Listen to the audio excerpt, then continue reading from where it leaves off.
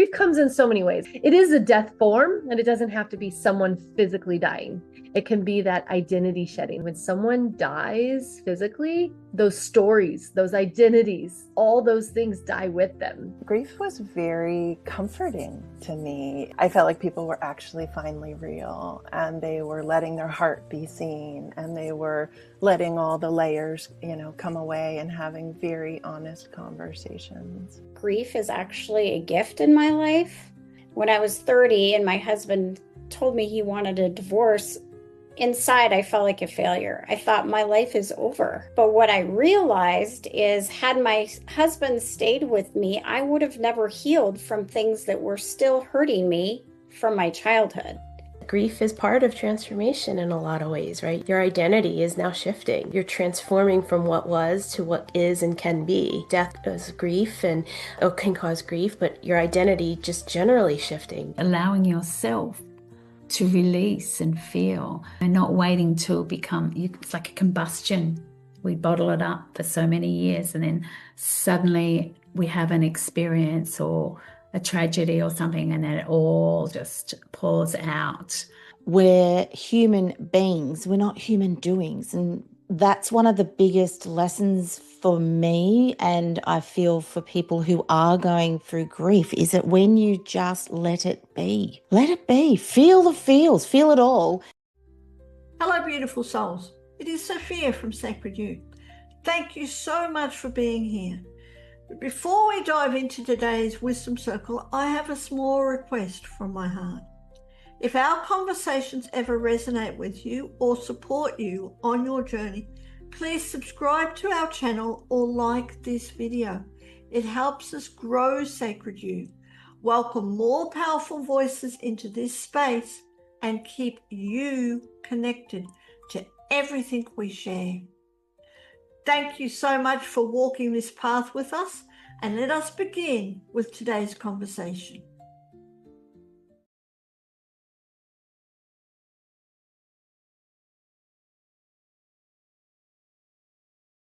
Welcome to another incredible Wisdom Circle that I'm really interested, really excited, because we don't get to talk about grief that much, and there's so much grief in the world, all different types of grief, which I'm going to listen and let all these wonderful women from all over the world to talk about in this power of release with grief. Of course, my name is Sophia from Sacred You. We have the honor of presenting these wisdom circles, but right now I'm going to introduce the beautiful Janaki MAYHILL, who's facilitating this incredible wisdom circle, bringing the topic to Sacred You and the world.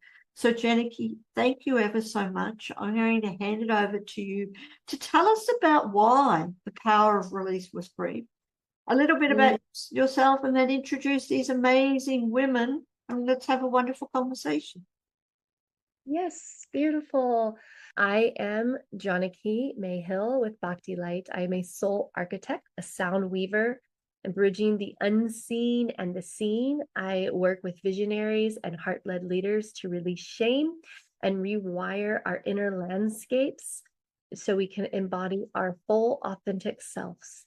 Through subconscious reprogramming and embodiment and sound, I bring the internal systems into alignment for the external reality to reflect the truth of who we are, fully being alive, and lead with our prosperous energy, which I see prosperous energy is simply living in God frequency of who we're here to be. I'm going to start with my why. My why is... I'm like, my why may make me cry. That's what I'm hearing. The year of the snake, which I imagine a lot of us had that experience, that was my initiation of grief. I was reading a book, Sophia Codes, and in there was the Kuan Yin section, and she was like, there was saying, through the next golden age is through the women who, through necessary stages of grief. And I remember putting the book down, and all of a sudden tears start falling from my eyes. And I go, okay, God, what are you preparing me for? I felt it in my being. I knew something was going to happen. 3 days later is when my son's father died. And his grief rooted me, my grief, my experience with that rooted me so deeply in my being. I had so much pain through, because I met him when I was 14. He was my first love, of hidden underneath with all the beautiful things. It was all hidden in a vault. And so when he died, it cracked me open in the most glorious ways. And so I started seeing grief, and grief comes in so many ways. It's not always has to be, it is a death form, and it doesn't have to be someone physically dying. It can be that identity shedding. And that's what I found with grief, is why it lands so deep, is because it is that identity shedding. When someone dies physically, those stories, those identities, all those things die with them, and we've made up that's who we are. And so is his journey, or my journey with that, has been this deep rooted of surrender and remember. And as painful as it may have been, it's been so glorious as well.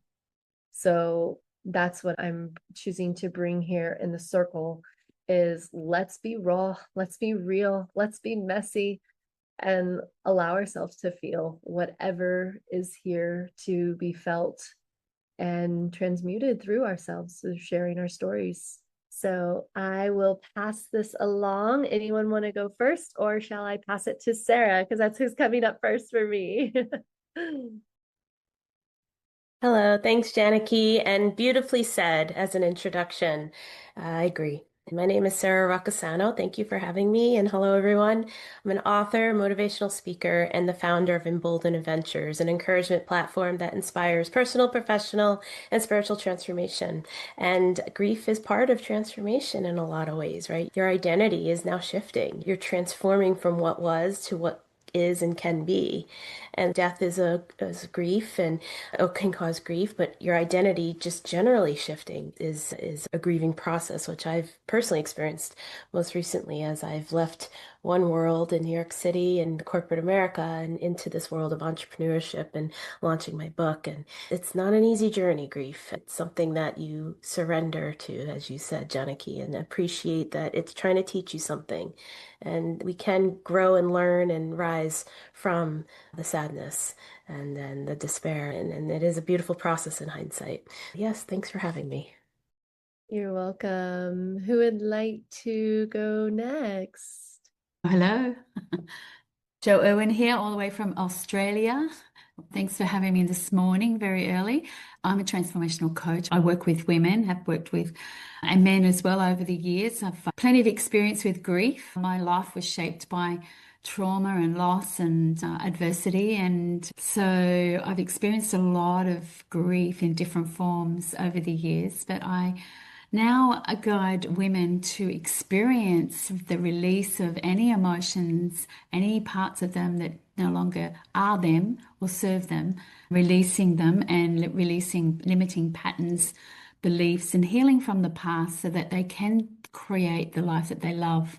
And I weave together a lot of modalities, NLP hypnosis. I use frequency rooted in energy, and also nutrition was my very early beginnings, health and wellness. So just a blend of that over the last 4 decades. So I'm very excited about this chat this morning. Thank you. You're welcome. And who would like to go next? Just pop on in. I can go. I'm Dawn Jackson. I am a nurse and a author and a grief recovery method specialist. So I help women who are navigating loss, transition, trauma, or grief. I help them heal the emotional pain that's stuck in their hearts so that they can thrive and find joy again. And why I do it is because for many years I struggled. I had what looked from the outside like a pretty great life, but I didn't feel joy inside and I couldn't figure out why. And it wasn't until I started looking at all the pain that I'd been through growing up in an alcoholic home and suffering through an abusive relationship and then ending up at divorce at 30 years old, And I realized that I was carrying around all this emotional pain. And when I started healing that, my life transformed in so many beautiful ways. And it got me to where I am today. And I decided that I wanted to help other people in the same way so that they didn't feel stuck, so that they didn't just feel like they were barely surviving. And so that's my mission, to help people transform their lives and create that ripple effect in the world so that we can all heal and become who we're meant to be. So thank you for having me here today. You're welcome. Thank you, Dawn. And who would like to go next? Sharon? I can go next. Hello, beautiful souls and kindred. My name is Sharon Ann Rose. And women have fondly named me the priestess of grief. And I think how that came to be was I was literally born into a womb of grief. And both of my parents, when they were young, had pretty dramatic grief experiences of losing a parent and a sibling. And so grief was very comforting to me. It became something that my parents would always say, you used to say you loved going to funerals. And the reason why was because exactly what you said, Janaki, was I felt like people were actually finally real and they were letting their heart be seen and they were letting all the layers come away and having very honest conversations. So I've been working with women for the past 25 plus years. I'm a transformational guide, shamanic priestess, and a ceremonialist. I work with women through the various thresholds and sacred rites of passage in their lives to really support them breathing into those transitions. I feel like we really jump from one thing to the next, and there's so much amazing inner wisdom as well as information for us if we slow down and walk through that transition and reap the beauty of the seeds we've planted. And that helps us to step into the next chapter of our lives. I'm an author. I use as well a lot of different modalities. And again, just so honored to be here. This is a beautiful community and my first time joining in a wisdom circle. So blessings to you all. Thank you, Sharon. Thank you for sharing. And are you ready, Bron? So, good morning, afternoon, everybody, coming from Australia. Now, I'm a little different. I'm here because I'm living through grief. And so, yep, been a registered nurse, educator, business owner, all the things that everyone does.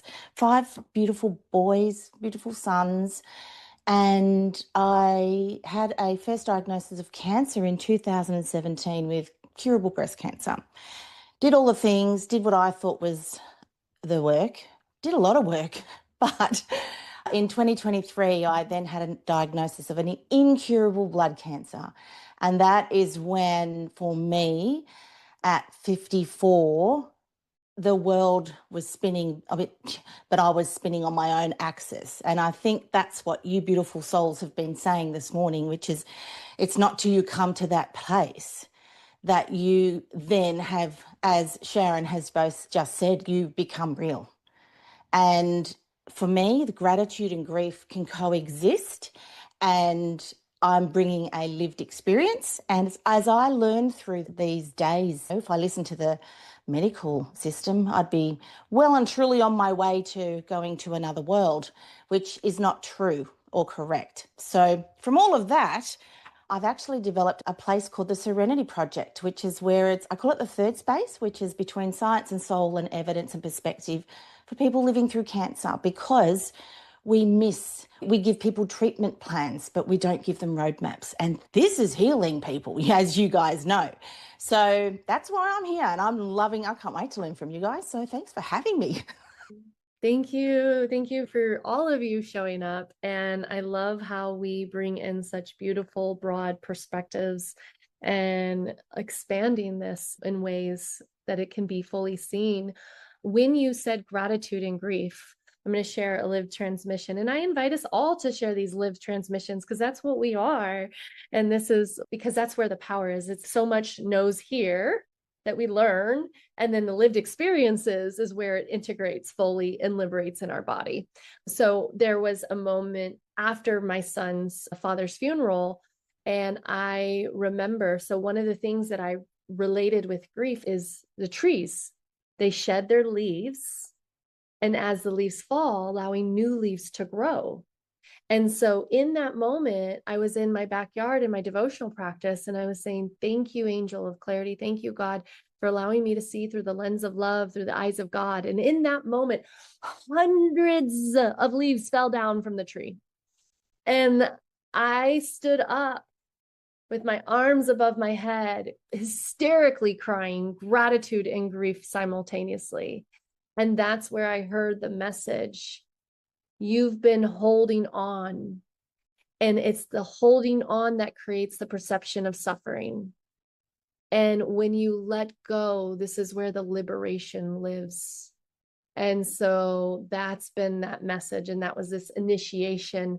And then my dad almost died that year. My husband almost died. And it's like all these profound men. The year before that, my son almost died. And so it's like, that's what I've been receiving is what that allowed me to do is root into my power of my true being.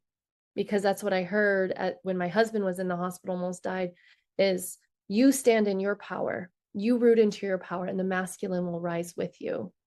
And that's what I'm witnessing. And that's one of the initiations of grief is really ignited the power within me. And of course, I see grief is more joy returning because salt water is cleansing. So when we allow ourselves to cry, when we allow ourselves to let the leaves fall, let go and break down, we break through. And we stand even stronger. So anyone else would like to, we'll just continue to build where this goes.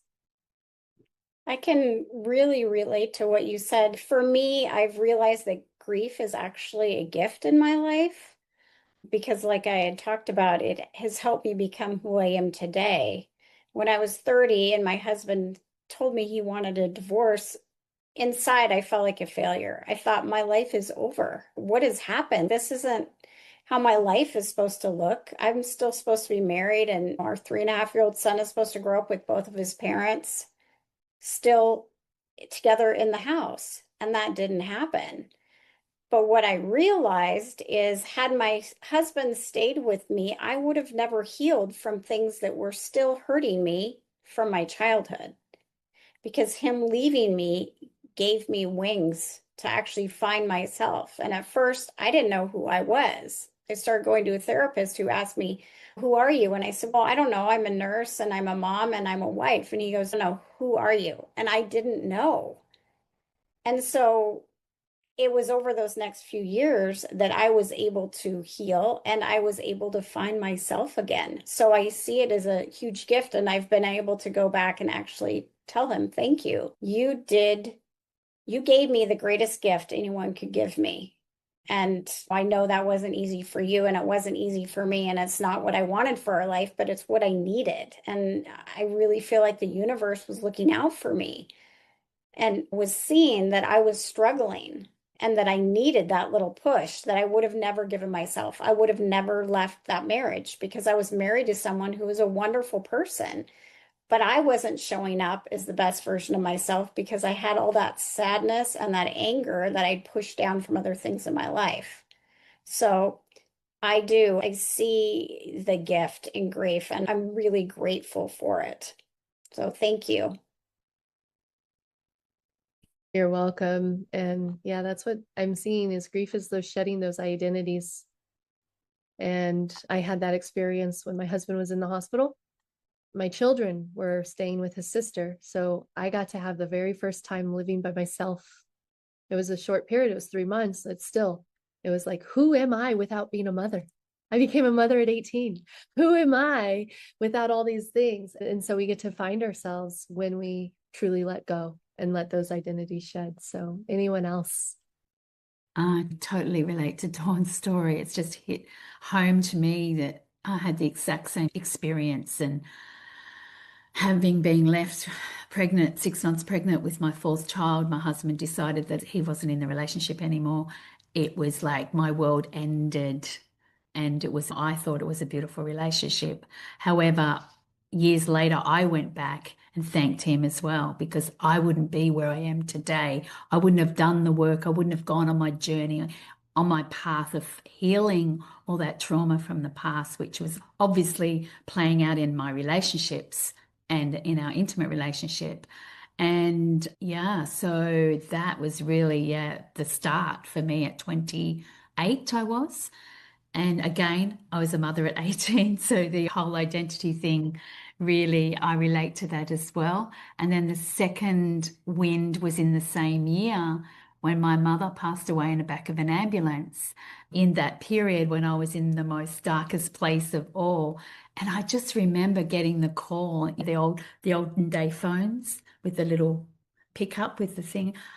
And I just remember walking out onto the balcony and and I was in the bush, letting out this raw, tribal roar. This is not happening. And it was like, just so much that the neighbors come running to see if everything was okay. And it was that first early days of really allowing myself to release and be raw and real and take me on this journey, which has been incredible all through the grief and the gratitude of it all. So thanks for bringing that up, Dawn, because it's just triggered so many beautiful memories. Releasing, isn't it? Yeah. Allowing yourself to release. Joanne, when you said roar, I felt a visceral experience in my body. I could feel the power of that, of the release. And it immediately brought up when I first received the phone call. And right before that, I facilitated a quantum sound journey of being the sovereign tree. And can you be so rooted in the power of your presence that nothing can shake your tree? And 2 hours later, I received a phone call that dropped me to my knees and shook my tree to pieces. And I didn't realize what that was actually going to be. That I could feel that same roar. Like all I just did is drop to my knees and sobbing and saying my baby and holding my son. Even though he's older, he's 26 now, that it was still, that's all I could say. And it still brings up joy and sadness. But you know what I'm thinking, guys, as you're talking, is that I think the gift is when you are dropped to your knees and when there's literally, for me, I can only talk for me, there's nothing left. There's nothing left. There's nothing, what can you say? You can't process it. In that incredible moment, there's a choice really, which is doing the work, allowing it to hit you. I'm not very good with remembering things, but I know that Rumi, when he talks about allowing the emotions in, but opening the door at the back. And I think that's what we're talking about here is when it hits you and you're dropped to your knees, and life is, as we all know, when you face such adversity, and it comes in so many different shapes and sizes. And when that comes, and not everyone will open the door at the back. And I think that's the blessings here, is to have these conversations to go, you know what, guys, there's actually a door there. You don't have to carry it all around the whole time. We can process is not the right word. Feel it and live through it, and then you'll end, for me, being that person that I've always wanted to be. Like I'm now Bron. I've got the old Bron, but now we've got the real Bron, and the real Bron's still coming. But I think that's the thing, is just having that conversation, so that thanks to ladies like you guys, which is, guys, teaching people how to open that damn door on their back. That's my 2 cents worth anyway. The word that came to my mind, Bron, when you were talking is surrender. When we learn to surrender, because most of us hold on so tight to how we think that life should be, or the expectations, our desires, our dreams. But in reality, our lives never go as we plan them, right? And so these things happen, these heartbreaking, heart-wrenching situations and experiences. And when we allow ourselves to surrender and feel those emotions and move through them and process, then we do become a different person. Then we do move to the other side. It doesn't mean that there's not still sadness, but it changes us. And it can change us in really wonderful ways if we can see the gifts. So thank you for what you brought up. That's the word that came to me. Yeah, that's beautiful, Dawn. And I'd love to continue on that thinking process because I was thinking more along the lines the same way. I saw a wonderful kid on the internet, I think it was about 2 or 3 weeks ago, talking about what it's like to hold on and to grip. And he described it like this. He said, if this is a knife and you're holding on to the knife, and God's trying to pull it out of your hand, but you're resisting, you're holding for dear life, you don't want the change, you resist, it's going to hurt you, right? Here's some blackness. But when you let go and let God, it's easy. And so when I think of grief as we're talking about this, I think it's us getting very emotional, which is a natural response and a right response in a lot of ways, resisting change that's thrusted upon us. And change happens. The only constant in life is change. And when we let go, we surrender, we feel the emotions, we appreciate what was, and work hard to welcome what will be because change is upon us at this point, whether we like it or not. It's the only constant in life. And the only other constant in life is love, and love is the highest vibrational energy there is, therefore God. So if we surrender and let go and not let us hold on for dear life and resist and not let it escape the back door as Bron is describing, we experience it, we appreciate it, we let it sit, we learn from it, and we move forward as we transform to something new. So beautiful. Wow, everything you guys are sharing. I love the web of connection. So I wasn't expecting this direction, although everything you're saying, it's literally reminding me of a song, and I'm going to share a very short, it's something that was channeled from the leaves falling, and I wasn't expecting it. And so I always listen to my inner guidance. And so we'll see where this goes. Can we be peace with grief? Give ourselves relief. Let the leaves fall. Let the leaves fall, falling down to the ground, falling down to the ground. Lay your baggage down. Surrender, surrender, be peace with grief. Give ourselves freely. That's the short little ditty that was choosing to be sung in that moment and come through because all of you guys were reflecting and I was hearing his share. So I do things that make no sense. Thank you for that beautiful and tender song. And the peace I feel now moving through me does have to do with the earth, with the trees and the leaves and the soil and the ground. And there's so much of what each of you shared that I do feel literally weaving its magic. And that component around release, in my personal experience and in working with women, grief it's the threshold guardian. I've found again and again where it walks us to a place we often can't get to. And whether that's rage, whether that's pleasure, it's often the thing that must open the door first. Because often it's the thing we're going to keep dancing around and dancing around. We went right there. We're not going to quite go there. And I did a variety of interviews with women who had walked really deep griefs, losing children, also being pregnant, but their husband dying with their babes, and so many iterations of that. Children committing suicide, like really intense things.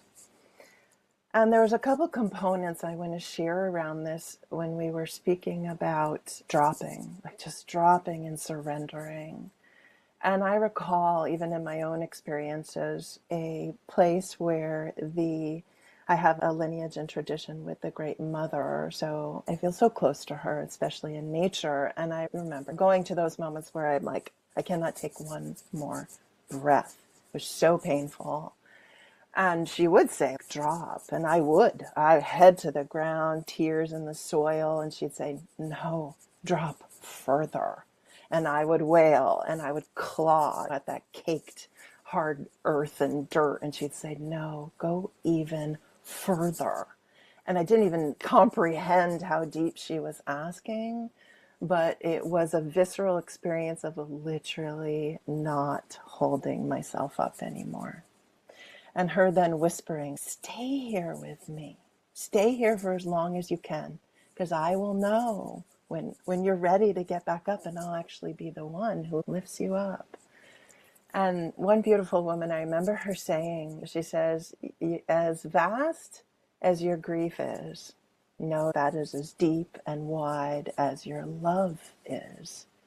And I know that has always really helped me understand that turning point when grief no longer is some villain or some terrifying thing to run from, but it really is something to lean into, because it's a doorway and it's a friend, and it's not something that needs to be rushed. I know so many women in deep grief who, when people come to them and are like, can't you just get on with it already? Your husband has been dead for 12 years. Get on with it.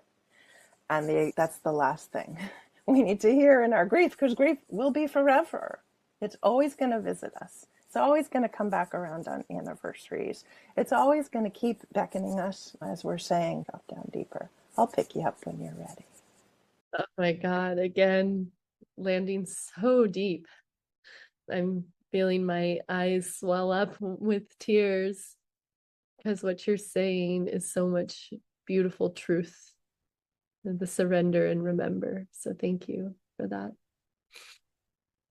Feel God bumps, I call them. Who else would like to share? We'll popcorn in. I was just feeling into all of what you were saying, and this piece around choosing grief. And what came through is if we don't, grief transforms for a start. Like Sara mentioned, it's a transformational process. And yesterday I did a live. Every Wednesday I do a wellness live, and yesterday it just happened to land in an experience that I had, one of my first experiences of releasing emotions from the body. And when I was handed a book, when I was just given birth to the fourth child, when I was in my deepest, darkest moments, and I was a part of the Steiner education, I was a part of spiritual school, which we used to go and chant every week and together as a couple, and met some beautiful people. But in that process of grief, I felt all alone, even though I had all this support around me. And somebody in that community handed me You Can Heal Your Life by Louise L. Hay. And I did a chat on this yesterday, and it brought back all the memories of how much that book transformed my life. Because it's not just a book, to me, it's like a Bible. It had all the exercises, and I'd already been on my spiritual journey, but it was just like, there was practical things I could do to help me move through all of the stuff I was going through. And I reread her story yesterday, and it was like that the cancer diagnosis that she got, and after 6 months just doing the work and doing other things, how she was able to heal. And it was like, we are so powerful. We don't realize how powerful we are if we just take the time to do the things that are going to heal us. But what happens if we don't? Bron alluded to that earlier, right? So there's power that inside us that we don't even realize that we have.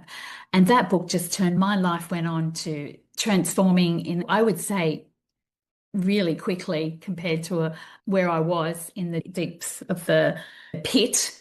And within months, I had work at home around the 4 children. I was traveling the world with the work. As a single mum, I was in the presence of, trained by Jim Rohn, the godfather of personal development, who I went to spend time with Tony Robbins. It's like all this stuff just transpired after I started on my journey. So we don't realize how powerful we truly are if we just take the time to drop in and follow our intuition. And I wasn't a big reader. I didn't think I'd read the book. I'm more of an experimental type of learner, but I was so desperate, right? And desperation puts you in a situation where you'll do anything to get out of that, because there were some dark moments. But yeah, I just was like, it's transformational. But under the grief, there was times where I really had to release the anger. Yeah, not the anger of the experience of that experience, but the anger of my whole childhood and all the stuff. So we've got to allow ourselves to do that in a safe and healthy way, of course. But yeah, what you were sharing there, Sharon, is really beautiful, and how you hold space for that. It's so important, so beautiful. Thank you. I love that you brought up, Joanne, that we need to release those emotions, that anger, sadness, whatever it is from our childhood, because so often we have unhealed trauma and pain from childhood. It starts with our family of origin, and we carry that into every relationship that we enter. And we don't understand why. Why is this relationship not working? What am I doing wrong? But often we look to our partner or to our friend or to our family member and want them to change. But in reality, it's when we heal and when we change that our relationships start to shift around us. It's not when others change, because it always comes back to us. What is the work that I need to do? We're like an artichoke, right? All these things are covering up our heart because we've been hurt. It's a normal part of life as we go through. We can't come out of life without painful experiences, because every one of us has talked about they help us grow. But so often we try to avoid them. We try to avoid the pain because we don't want to feel it. Instead, we want to numb ourselves. So we find ways to do that, whether it's eating too much or alcohol or drugs or social media, shopping, whatever it is, because it's a short-term numbing so that we don't have to feel. But we've all talked about on this conversation how important it is to feel, because when we feel, we move through these emotions and we come out on the other side a different person. We find ourselves again, and then we're able to more deeply connect with new people, with loved ones, and create different types of relationships. So thank you for bringing that up. I love what you're sharing, Dawn. It reminds me of grief allows our capacity to have more love and compassion. And then what you're sharing about pain, I hid so much of the pain that I had in the relationship with my former, because there was a lot of pain. There was a lot of growing pain. I lost myself to remember who I was. I was very young, discovering who I was and didn't know. And one thing that I found hidden in the pain, we recently did this in the Prospers portal, rewriting those in like those victim stories of unconscious blame. So anytime we're blaming someone or even ourselves, we're giving away our power. We're living in that unconscious victim mode. And so I got to recently be supported. Oh, it's froze.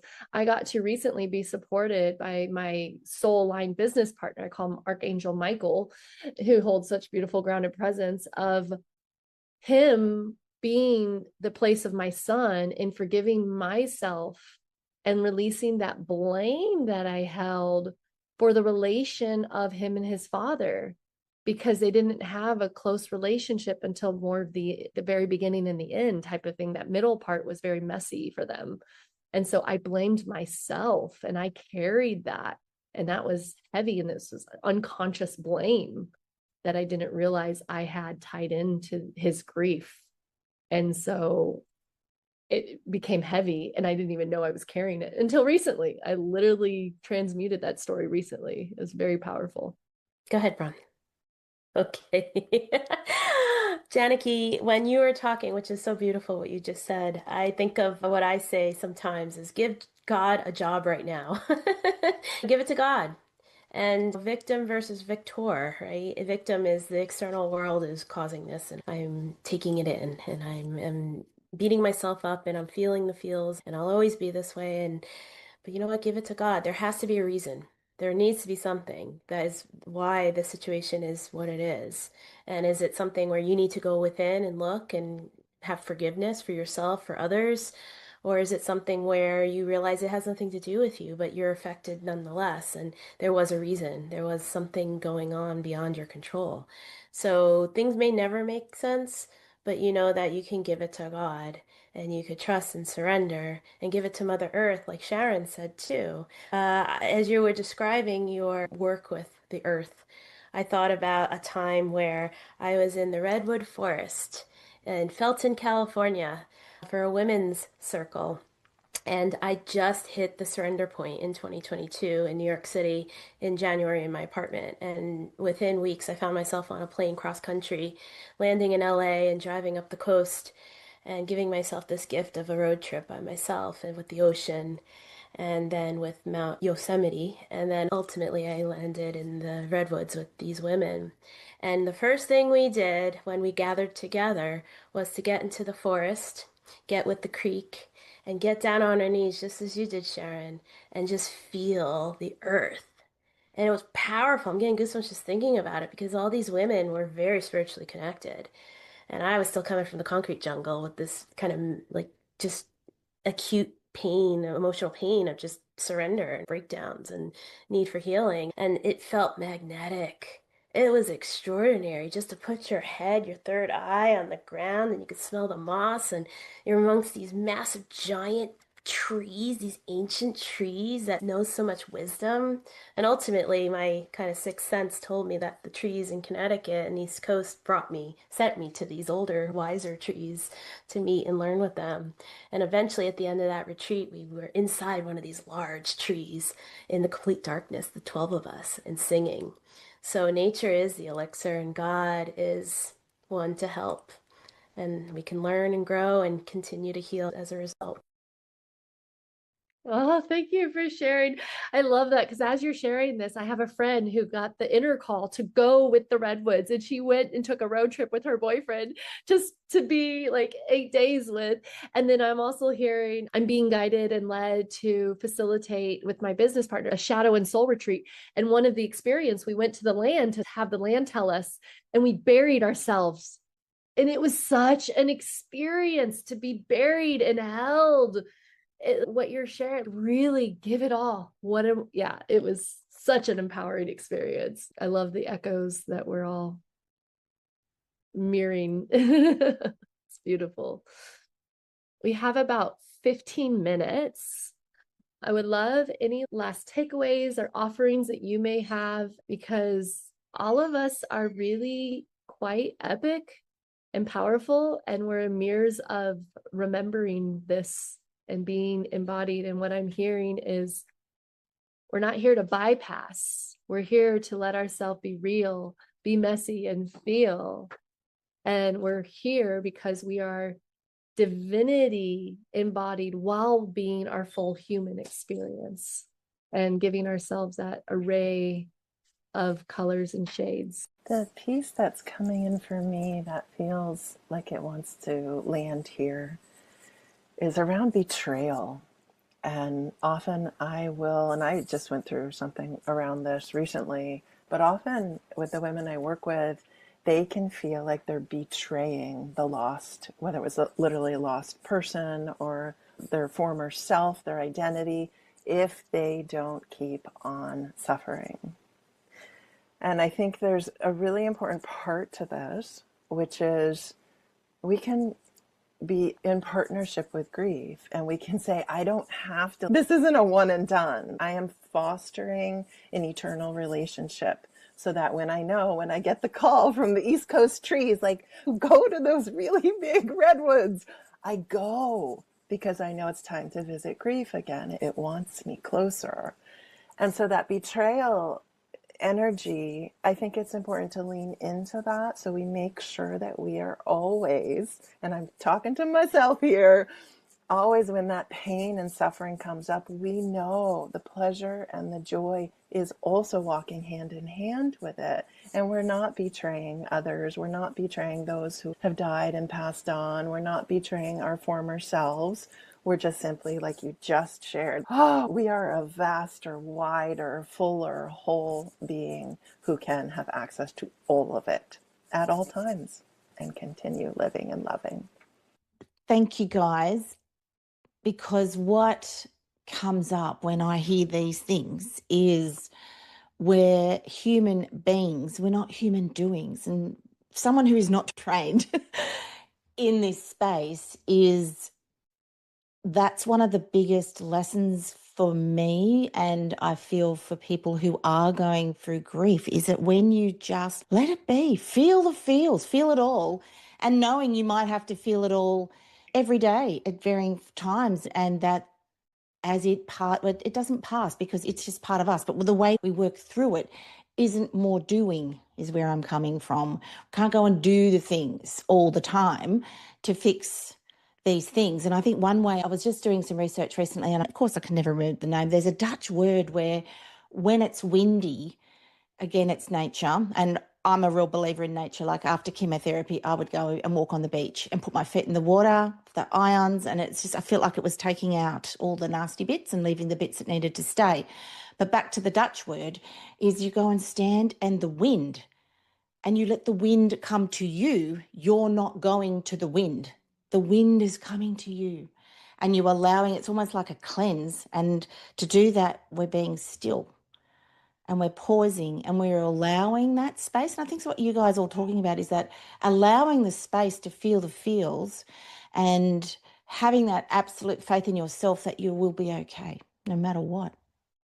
One thing that comes to me after hearing everyone speak is just remembering how so many individuals don't feel safe talking about their feelings. I know when I was a young child, I was too sensitive. That's what I was told. You're too sensitive. You need to stop worrying about that. But the fact of the matter is, as young children, we express our emotions, the happy highs and the sad lows. And that's what's normal. But then we learn to suppress all of those emotions. Just be more like this instead of up and down. And that's how you can navigate life. And that's how people are going to like you and be friends with you and not abandon you. But the truth is, we abandon ourselves when we do that. It's important that we allow ourselves to be emotionally honest versus suppressing all that.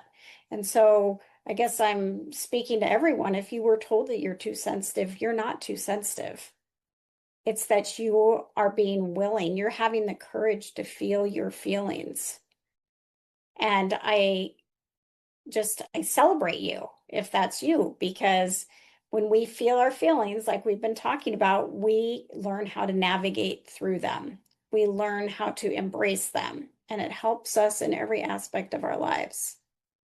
Thank you. Thank you. Wow. This has been so amazing. And who else? 100%. Beautiful conversation. And in this piece around allowing yourself to release and feel, and not waiting till it becomes like a combustion.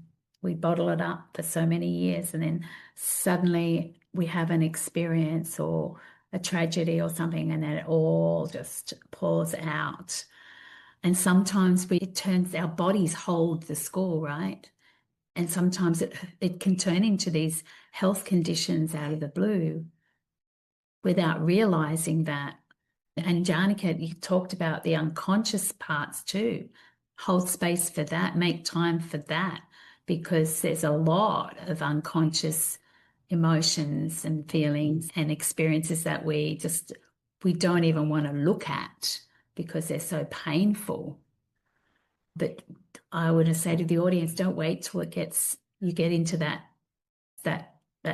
place where it's really more difficult to express, because it can turn into something more sinister, like Bron experienced in her life. So don't wait, do the work now. Start to explore what may be underneath, what may be holding down, because it actually is a lifetime of work. It's not like you grieve or you work on all these emotions and then it's all gone, because we have blind spots. We have places that we're too scared to go, so we don't. But allow yourself, find somebody to support you. I think that was my greatest gift, is having that support. And this year is the theme for me in my community. Support is your superpower. Yeah. And without it, it's so much harder. Yeah. So find somebody that you resonate with and walk beside them and have that experience with them. And don't do this alone, because it's really, yeah, it's really tricky sometimes to even see what's going on. And with someone mirroring that for you, it's so much easier and faster, I believe. It's like, boom, okay, I got to a place where, come on, bring it on. Show me more. I want to go deep. I want to get it up. Yeah. So I just wanted to leave everyone with that today. Find support. Ditto. I would absolutely recommend anybody who's going through a tragedy or an adversity, please find yourself someone in this space. I worked with someone for 2 years and literally worked and saved my soul. I'm saying here, not my body, my soul. And yeah, please, look at these incredible people on the screen. Yeah, I cannot encourage people enough to take that opportunity. And yeah, it's scary, but it's worth everything. I would say accept, surrender, feel, then heal. Change is the only constant in life. Let go, let God. Find a way to be in peace and practice forgiveness. I think that's the way to approach grief and to make sense of what's happening for you, and to accept the transformation that's given and thrusted upon you. I love the simplicity, yet such power coming through you. And I also love the divine mirrors of me I see in each of you, and all of how our experiences are all interwoven in such beautiful ways.